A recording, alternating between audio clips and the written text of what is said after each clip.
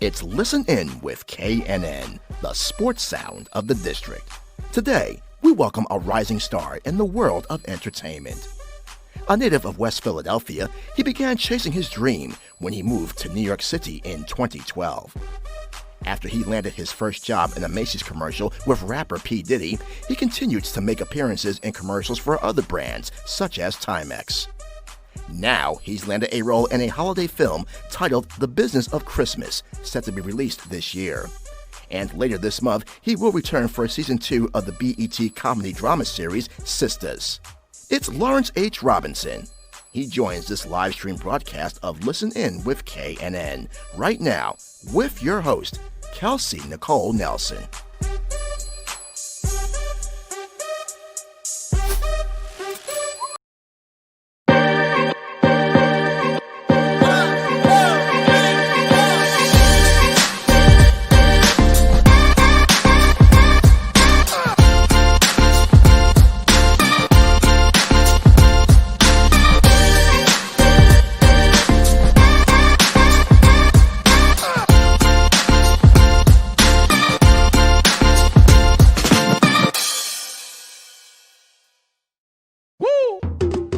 It's Listen In with KNN, the sports sound of the district. We bring you the biggest guests, great analysis, and the hottest sports stories in the nation's capital and beyond. And we bring it to you live. Welcome to this live stream broadcast of Listen In with KNN. Here's your host, Kelsey Nicole Nelson.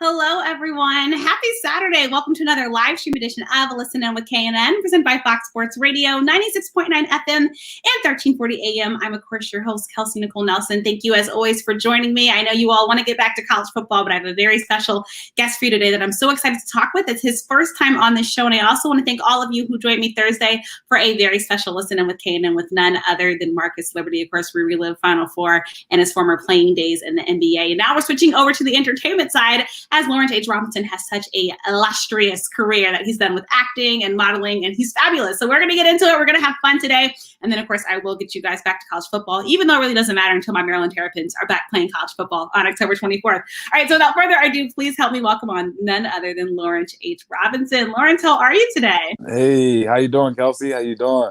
I'm fabulous. Thanks so much for joining me. You're in LA, right? So I know it's early. I'm in LA. Well, I'm from LA. I live in LA, but right now I'm in Philly. My baby sister had a baby, so I'm in town. Congratulations! I saw the picture on your Instagram. So cute. I know that's so exciting. Thank you. Yeah, I fly back in the morning, so it's gonna be sad to leave him. But yeah, at least I was here for the birth. I love it. And this is not your first time being an uncle, though, right? Or now is this your first time? Oh no. It's just my baby sister is like my daughter in my head, so I had to be here. Yeah. So special. And I'm glad you were able to travel safely to Philly, of course, because I know with COVID how crazy it is. And in Cali, I hope everything's okay, right? Because I know how crazy it's been in Cali with all the fires and things like that. Are you doing okay with that? I'm doing good. The air, I haven't been in Cali a lot. Honestly, after I came back, I'm sure we'll get into that. After I came back from shooting with Tyler, I've been traveling a lot. So I was in Miami, I was in Cabo. And when I got back to LA, the smoke was just very bad, and the air pollution was not great. But it's getting better. So okay. But the fires, I don't know what happened, but it didn't feel like LA. It didn't smell like LA at all. It's crazy. Well, we're glad you're safe, and of course, our heart and prayers go out to everyone in California who's been affected. In addition to being having a nephew, you also have a son, right, Aiden? I do. Aiden Lawrence Robinson. Yup. I love it. I like your caption on Instagram. You're the cool dad. We all want the cool dad. So. We all need the cool dad. Like, I mean, honestly, I like TikTok. I like Instagram. I like all that. So, sometimes as parents, they don't do social media, but I say I'm a cool dad because he get the, I'm on TikTok, I'm on Instagram. I do all that stuff with him. I actually like social media more than him. We won't. I promise. We won't spread the message. But I think that's so needed now, especially nowadays, because technology is so relevant, right, in children's lives now. They're growing up with it. But my question for you is, how hard is it to be kind of that cool dad and kind of maybe more that friend figure when I guess it's also as a father, you're also probably that disciplinarian, right? So like, how do you balance those two things? Communication. Like just being transparent. I've been like I don't know when it comes to my son. It's just one of those things where we just have a really good relationship. We communicate very well. So I make sure I have fun with him, but at the same time, I let him know he knows I'm his dad. But right. So it's really not hard. I think it starts with you. If you start with when they're young and you train them good when they're young, they never really grow up to be disrespectful. I mean, that's my opinion, because my son has nothing but respect for me. I love that. Yeah. So yeah, just having that balance. I think it's better to honestly build that friendship with your kid, because then they don't feel like they gotta hide anything from you. Right. And that's what you want, right? You want them to be able to open up and tell you everything. And like you said, exactly. I think you want that friendship thing, because I mean, think about it. The dad is kind of the first father. And I think as we talk about this subject of Black fatherhood, it makes me smile. I think it's something that's not talked about enough. But then I also think about how hard it probably is to raise a child now. One, because of COVID-19. Like, how was homeschooling for you, Lauren? Like, how did that? So I will be completely honest with the fact that my son mom is handling that right now, because as I just finished wrapping. I mean, she was Sistas. I mean, season 2 of Sistas. So I was in Atlanta. Yeah, I was in Atlanta. But before I went to quarantine in Atlanta at Tyler Perry Studios, my son was in LA with me. Yeah. So he was actually going to move to LA, but he wants to stay with his mom. At the end of the day, he loves his dad, but he's still a mama's boy. So he's kind of torn. He don't know where he want to be. He don't know if he want to be in Philly or if he wants to be in LA. So right now, my son mom, she's doing all the homeschooling. But nice. I since I've been home for this week, I've been doing it with him. It's pretty easy. My son is very sufficient. Nice. He's not. Yeah, he's just a really dope kid. He really is. I'm not saying that because I'm his dad. Y'all did the job right. We love to see that. Also, on that same topic, when we had this crazy, crazy summer and really spring when COVID-19 first hit, we also, of course, go back to the killing of George Floyd, and being a Black man who raised a Black son. What was that conversation like for you with him? Like, how are you able to talk about these difficult subjects of reality in America for Black men? To be honest, it was a tough conversation. So I immediately went to Ava DuVernay, When They See Us, and I put that on, like, because I didn't really know the words. I definitely had the conversation, and I would probably want to keep that private, because I might not have said things that I would want everybody to know. But as far as really him understanding his Blackness, understanding when they see us, I wanted him to visualize it instead of me just talking. I wanted him to really get a good a grasp on what that was. And I feel like Ava DuVernay, for one, she's amazing. Shout out to Ava. But the way that she executed that whole series, it was just dope. So I put the series on, and I fell asleep. Wow. And I woke up, he finished the whole series. And then the next day, he watched the whole series again by himself. He binge watched the series twice. Wow. So now he knows all about Central Park 5. He knows he's like invested in the whole case and just the whole situation. So that was my way of letting him know that this has been happening. This is not anything new. And then we went protesting, like not a peaceful protest, not like a big one in LA. So he got a glimpse of that while he was in LA. So I'm more of I'm a show me person anyway. Show me instead of telling me. Yeah. So I wanted to show him. I showed him the series. I showed him the protest. Let me show you what's going on instead of me telling you. So then you can, create your own perspective. And my son is, it's embarrassing, but my son is, it's embarrassing to say, but I almost feel like my son is more of an activist than me. Wow. And that's just like happy though, right? Like, it does make me happy, because I mean, my son is I probably say that because it's probably not true, because I'm very pro-Black, always been. But my son is very vocal on social media about it with his, his 1,200 followers. If you follow him on his stories, he's posting politics, he's posting Black Lives Matter, and he's 10. Wow. If only I could get through the head of some people that are way older, right? The message that's trying to be clear. But that brings me hope, Lawrence, that better days, because I'm hoping for you too, like raising a Black son in America. Are you hopeful for the future that things will get better? Absolutely, absolutely. Especially raising a black boy from Philadelphia. Like that's where I'm from. But yeah, I think times are changing, and social media is a gift and a curse. Kids are exposed to so much, but Right. these days you want them to be exposed as a black man, as a black boy. You want them to be exposed to what's in the world because they Right. need to know. So I love social media. I got a love hate with social media, but We all yeah, yeah, we all do. But yeah, I think a change is definitely gonna come for that's sure, for sure. I love that. And that's Mhm. you have to remain hopeful, right? And on that point, please, everybody remember to vote. Get your ballots in. I had to do Please vote, y'all.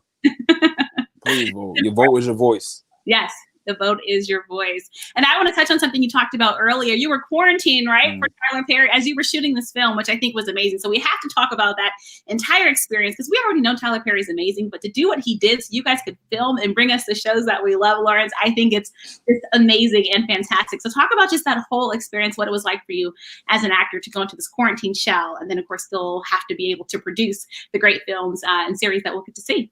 Right. Well, right before I went to shoot with Mr. Perry for Sistas, I had wrapped my Christmas movie, The Business of Christmas, that's coming to December 1st. I can't say what network. I don't think I can. I'll just let it play out. But it's coming to TV December 1st. It's a Christmas movie I had just wrapped right before the pandemic. But I kind of had a feeling that Chris was coming back for season 2, but it wasn't like, set in stone. Yeah. So I was pinned for the role, and then I had already had to really before I even went to Atlanta to shoot Sistas, I had to already start, quarantining and really just making sure I stayed home. And I was a real big advocate on telling people to stay home, probably because I had to stay home or I wouldn't have had a job. Right. But it was a great experience. It was a great experience. Hold on, my nephew is walking in. He can say hello. Hey, you gotta go. I'm on an interview.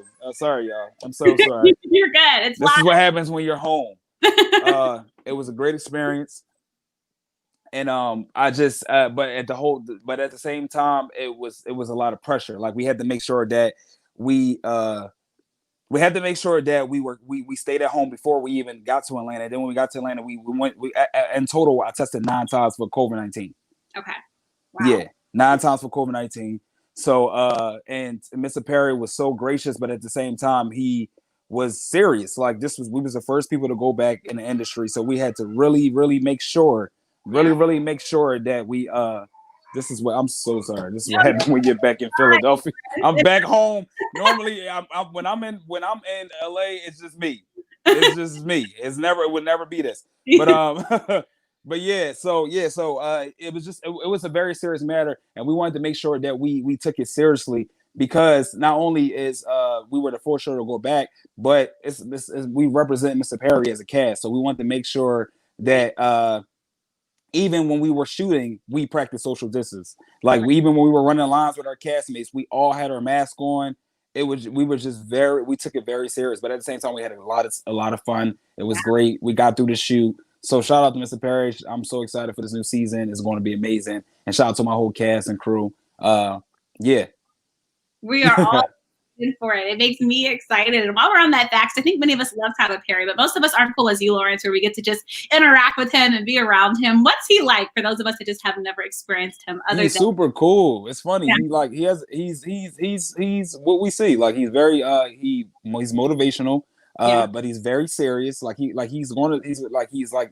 motivational speaker. Like anytime he talks, it's just like when a pin drop, you're gonna hear it because he commands your attention when he speaks. Like that speech he just did, like that's just how he moves. So I love being in his presence because he's so powerful. Like he really is. He really, and it's weird. I know sometimes it's like, okay, maybe I'm just saying that because he's my boss, but I'm really not. Like he's really powerful, but at the same time, he's fun. He jokes. He just cares. Like when you are a part of the TPS, it's just all love. Like from the PAs to the cooks to everybody, it's just like love, and you feel that, and it starts from who? The boss, right? You know what I'm saying? So yeah, it's great working with him. And then at the same time, even though you're working, you shoot so fast, but everything comes out great. I don't know. He just gets it done. He's a man of many talents. Yes, look, We think of him a man of many talents, and just the opportunities he's been opening up, especially for people of color. I think it's just tremendous, right? Because I'm sure for you, we can get to your personal journey. I mean, what was it like navigating, the waters to get to where you are today, Lawrence? It was difficult. I mean, obviously, I'm back home in West Philly right now because of the baby. So even just even just making it out of Philly was difficult. Because we don't, shout out to Mr. Perry for going to Atlanta and creating an empire. And now I just did 2 auditions and everything's shooting in Atlanta. Nice. But I feel like he has a lot to do with that. I really do. Right. So coming from a city like, Philly or Atlanta, you're always told that you have to move to New York or you have to move to LA. Right. So at the time, back then I was a baggage handler. I was like working at the airport. I wasn't making a lot of money, but I knew I always had, I always wanted to be an actor. So I had to actively, pursue my dream. So I had to move to New York, lived there 5 years, moved to LA, been there for 3 years. So it's been a lot of hurdles. It's been a lot of no's. I mean, no probably was I had to learn how to love the word no. Wow. You got to love no. Yeah. Because you gonna hear it all the time. And sometimes it has nothing to do with how you look. It has nothing to do with your talent. It's just you just not the person for the job. So I had to learn to love it and to let it fuel me. And it's been hard, me being a dad, having this dream, having this family, my brothers and my sisters having kids, obviously. But I had a dream.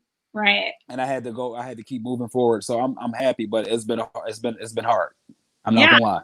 And I appreciate you sharing that because, I think even though I'm in sports media, believe me, the path is pretty much the same. It's a lot of obstacles and hurdles that you have to overcome, but, there is light on the other side. I always say if you work hard, and I think it makes us who we are, Lawrence, the absolutely and tribulations that we go absolutely through. And so my next question for you is, to the young kids out there in West Philly, and the Fresh Prince of Bel-Air song is playing in my head every time. Every time.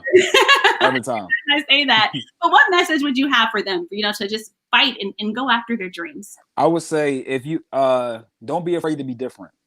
Mm-hmm. Don't be afraid to be different. Because growing up in West Philly, I was that kid that would watch 106 in Park and MTV. Yeah. You know what I'm saying? I like LFO. You probably know who they are. LFO and Backstreet, and then I was watching Immature and B2. I knew that I just had a eye for talent. Yeah. Because I knew that I had talent. I just didn't know what that talent was. Yeah. When I went to Community College of Philadelphia, I figured it out, and I took an elective, and I figured out it was acting, and I never looked back. But if I would have figured, if I was okay with being different when I was a kid, I probably would be one of the biggest actors in the world already. So embrace your difference. I like that. Embrace your difference. And as you talk about your acting career, and since you kind of touched on it, who were some of your influences? Like when you wanted to be an actor, who were those people that you looked up to, or that you even still today maybe take some tidbits from? Omar Epps. Yes. Wesley Snipes. Okay. Blair Underwood. Yeah. I'm a smooth cat, so you know what I'm saying. anytime I see a dark-skinned brother, you know what I'm saying, laying it on a beautiful black woman, I feel like, oh, that's me. Oh, okay, that's me. That Blair, what Blair did to Jada and set it off, I was like, that's me. Yep. That's Park. That's who I am, and that's who I'm going to be. So that's what Chris is doing to Sherry Belafonte on Sistas. Please, while y'all watch it. A lot more about Sistas, but before I get there, I do, because I think your background and where you come from is so much into who you are. I think we're talking about West Philly. Right. This is a TV-based show, but for those that don't know West Philly, right? Other than the Fresh Prince theme song, how would you describe West Philly? What was it really like growing up? If you don't mind touching on that. It was difficult. You know what I'm saying? It was a lot of you got Philly will test your confidence. Like, you got to be a confident person to be in Philly, because if you're not, you're gonna get beat up. You know what I'm saying? You might get smacked a couple times. So you just got to know, you got to be a strong person. And I definitely feel like I get my strength and my confidence from being born and raised in West Philly. But it was hard. We didn't grow up poor or anything, but we didn't grow up well off. So my parents worked hard. My mom is a housekeeper, still is a housekeeper. My dad was a car salesman. Now he's retired. And it was. I'm a regular kid from Philly. Like, I didn't have a family member that was famous. I didn't have no Nobody helped me. Like everything I got was from the muscle. Like people look at my relationships now, like people Right. see that I'm very close with Tasha Smith. Yeah. And she's like a big sister to me because she's my acting coach, my mentor, my best friend. So people see her and I relationship, but it's like that happened in LA. You know what I'm saying? Like that wasn't, I didn't have Tasha Smith back in the day. Yeah. So Tasha Smith took me under her wing because of my talent coming into her studio. Right. So so everything I got was from the muscle. Yeah. So yeah. Which is what we want on this show, and I think it's very important again for Mhm. everyone out there to know. It doesn't matter where you come from. If you want to get somewhere, you can get there, right? Just putting the work in. So again, Put in the work. I appreciate you touching on that. Yeah, no problem, Kelsey. Let's have some fun. So we've been talking about Sistas, but for those that don't know it, it's a 1-hour dramatic comedy by Tyler Perry. It follows 4 single girlfriends, of course we all love that, who have reached the milestone beyond young adulthood and are now closer to who they are to become. All these are in their 30s, yes, the fabulous 30s, and they are all still single. And then you on the show, you play a guy named Chris who had a rough childhood but beat the odds and opened his own construction business, right? Exactly. So season 2, we're getting ready for it. But for those who maybe haven't watched season 1, which I don't know where they've been, Lawrence, maybe they just somehow missed it. That's cool. Talk about the importance of why they should tune into season 2 of this series. For one, I think all 4 of the women are amazing. I feel like they're even all on camera and off camera. I think they all have very distinct personalities, and I feel like it comes across on screen.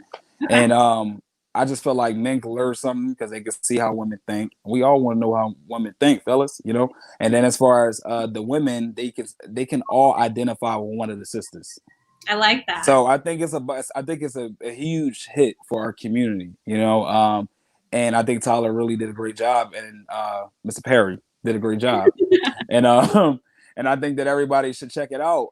Definitely because it's a feel good show, but it has its funny moments. It's just real life and it's real stuff, and especially if you're in your 30s and you're dating, we all know how it can be. It's a lot of drama, and you're trying to figure out who's the one or who's so it goes through all that all those layers of dating, but still maintaining your friends. And I feel like anybody could watch it. And I encourage everybody to at least check it out and just, watch 2 or 3 episodes and see how you feel about it. I like how you touched on so many different things. I think a lot of men out there, to be honest, Lawrence, when they see a show about girlfriends, they're like, oh, that's for my women or the ladies. But you're like, no, y'all can learn something about how we think. I hope y'all don't give away all the secrets, though. But you can learn something about, how women think. And probably even in your character, I'm sure there's a guy out there who can maybe relate to himself, right, in that character. And I think this is why Tyler Perry is such a genius at what he does, because he's able to create these series that pull everyone along, right? Exactly. And even though the show is led by 4 women, it's also 4 to 5, I believe, now 6, I believe. It's because I'm recurring, but it's like the guys, they follow their story too. Like I'm attached to Zach on the show, so that's where Chris comes in. And Zach is going through a lot. Like, he's trying to figure out who he is as a man. Like he lost his job. You know what I'm saying? He's trying to, he just met me. So if whoever watched or they did, I'll give you a little quick, I don't know what the word is, but basically Chris is coming in Zach's life, letting them know like, yo, man, like, listen, I had a rough childhood. Things have been hard. It ain't never been easy. I ain't know my mom. I ain't know my dad. But at the end of the day, I got $1 million, bro. And I just, you know what I'm saying? I got my own construction business. So you could change, you know what I'm saying? So it's messages in there for men. Like everything even though it's a show about women, it's so much in there that we can learn too as fellas. So it's a show for everybody. It's a show you don't even got to be black for the show. You can, it's a show for everyone. I know so many people that are not African American that watch the show. Yeah.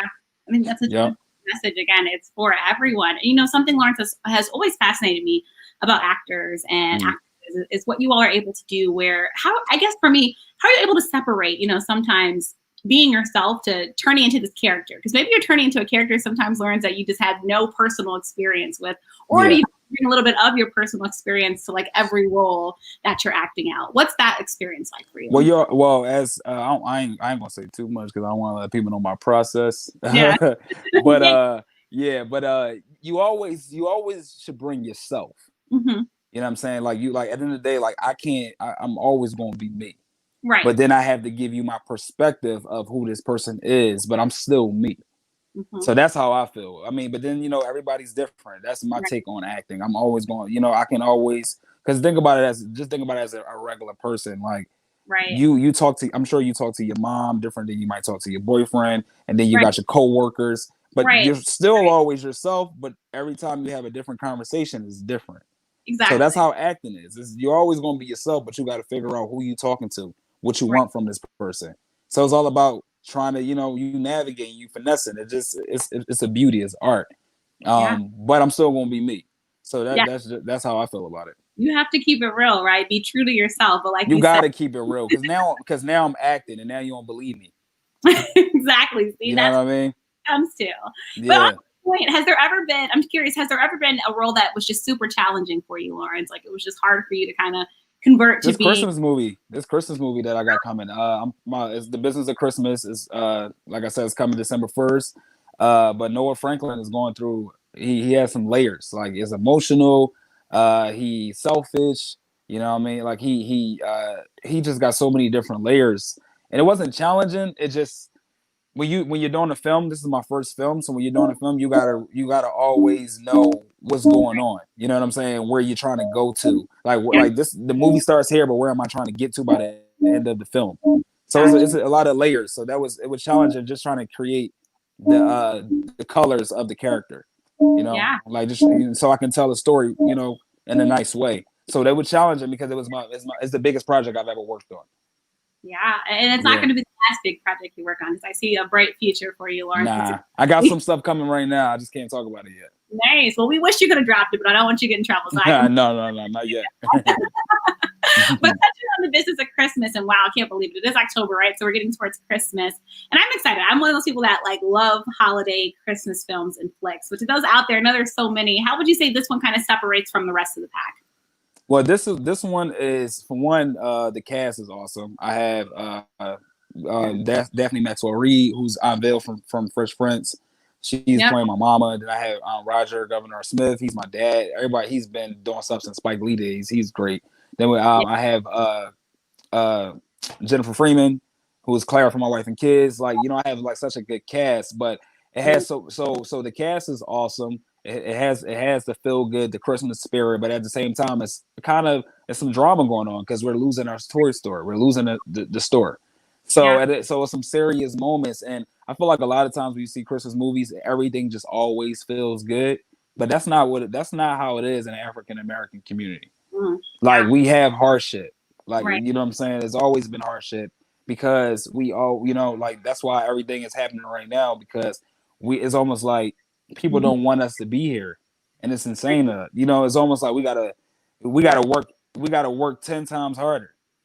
So that's what the business of Christmas is showing. It's showing that, but at the same time, we still love each other. We Black. Yeah. It's funny. It has moments. It has love. It has everything you need in life. Everything you go through in life, this Christmas movie shows. That's exciting. I think we need a feel-good movie, especially after all that's happened this year, quite frankly, Lawrence, because I'm sure for you too, like 2020 has been a very rough year for many people. Exactly. So, it's a feel-good movie, and it definitely doesn't just feel like, oh, it just feels this is just Christmas and it's just happy. Like, nah, it's not like that. It's so realistic, which is it's realistic. Yeah, I like that blend together, the realistic. Yeah, thank you.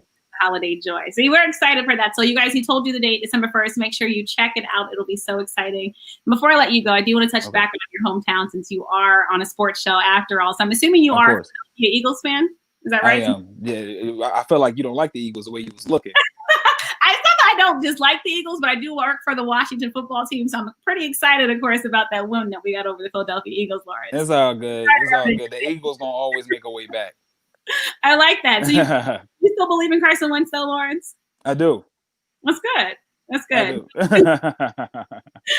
What is your trajectory of the season? How many wins? How many losses do you think? What are y'all gonna think? I'm always hopeful, so I always think the Eagles gonna win the Super Bowl. It doesn't happen, but I'm always hopeful for them. You know what I'm saying? I'm like that. I've been hoping on it.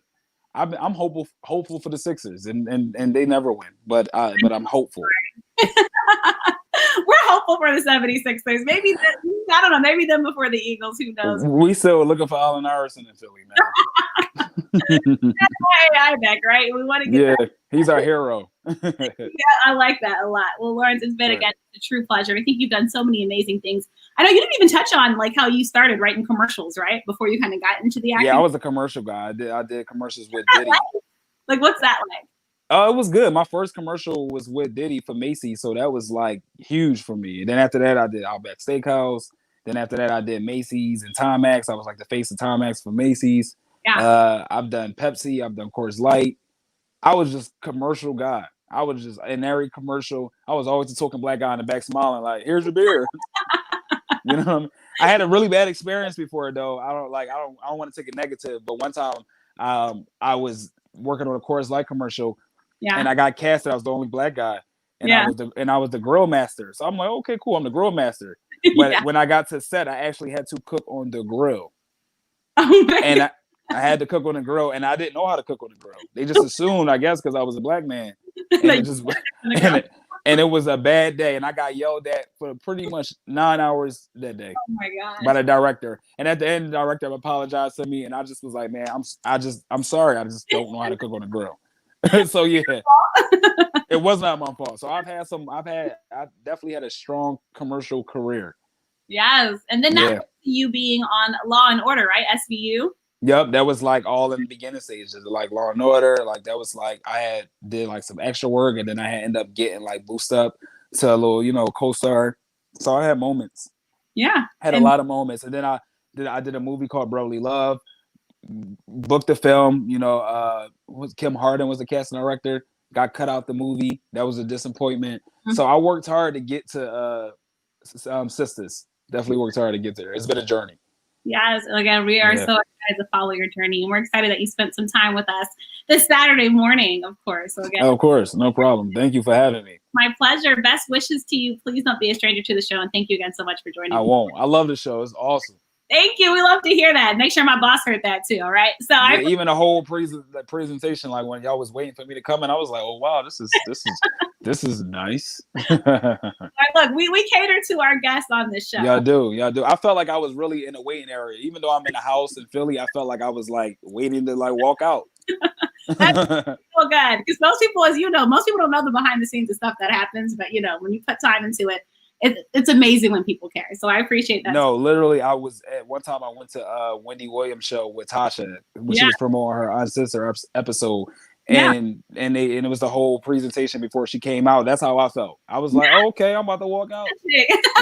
Even though I'm still in the same spot, but it felt like I was about to walk to the red carpet. In our minds, we were doing that. Look, I was right there with you, Lawrence. Yeah, you killed it. Thank you. Thank you so much. This is Lawrence H. Robinson. Thank you again so much for joining. Check him out, season 2 of Sistas. We're excited. That's coming up very soon, right? In October. October the 14th. We got a couple days. And please watch. Calendar. Because Chris will be there on the first episode. So keep watching, y'all. Nice. I love it. It's October 14th, Mark. And then you said December 1st. We also have another film. So you guys get a lot of Lawrence basically this year. Lawrence about to be on your TV screen. You're going to keep seeing a lot of dark skin with dimples. It's happening. Dark skin with dimples. Easy way to remember. Lawrence. I represent for Chadwick. I love that. Very, very important. Thank you so much, Lawrence, again. Have a great day, and hopefully the Eagles do something good for you this week, all right? Hopefully. We're going to pray for them. Thanks so much. Have a great one. Right. Have a good one, too. Bye-bye. All right, you guys just heard from Lawrence H. Robinson again. Check him out. You heard it, October 14th, Sistas, and then check out The Business of Christmas on December 1st. Great films that he's in, and it's an exciting time. And let's be honest, while you guys are at home during quarantine and COVID, you're going to need some good films and some good flicks to watch anyways, and especially holiday movies.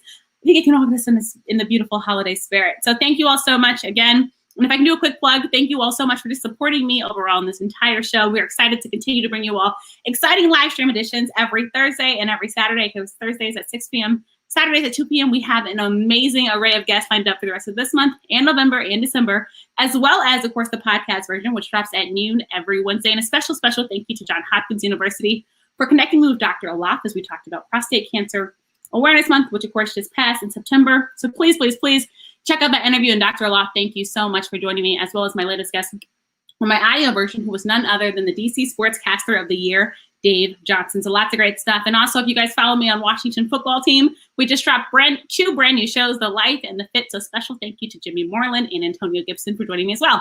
And to you all, thank you so much. Of course, if you like something with the show, hashtag listen in with KNN or hashtag LIWKNN. And I will see you all next Thursday at 6 p.m. Until then, stay safe, wear your face mask, and please don't take your fantasy sports too seriously because there's always another play. Bye, guys.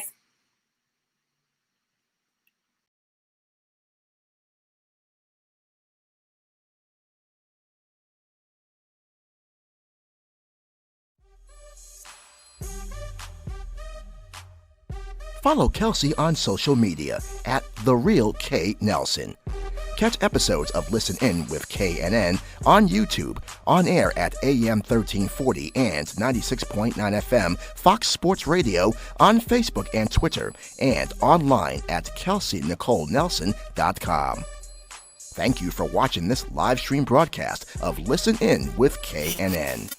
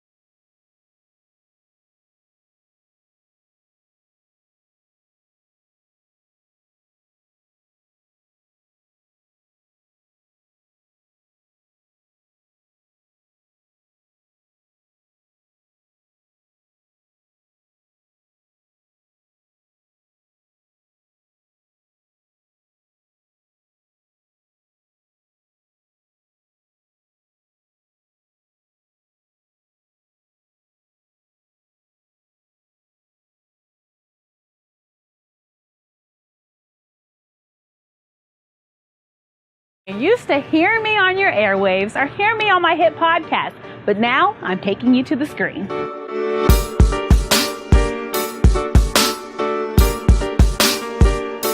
You'll love Elevator Thoughts. We will talk the latest trending in sports. It's game time. What better way to get to know those that visit the show than over some good food and drink? It's time for confessions.